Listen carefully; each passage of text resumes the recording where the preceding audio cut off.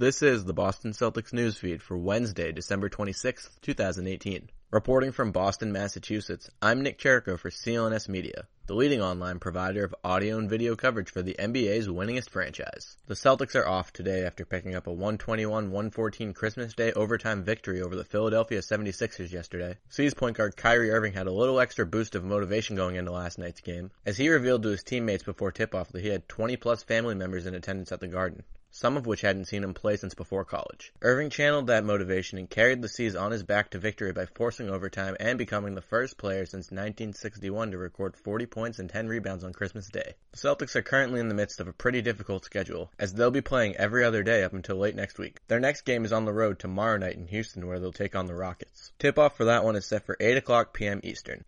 Today's episode of Celtics Newsfeed is sponsored by Action Heat. Action Heat makes the world's best battery-heated clothing. Heat on demand at the touch of a button.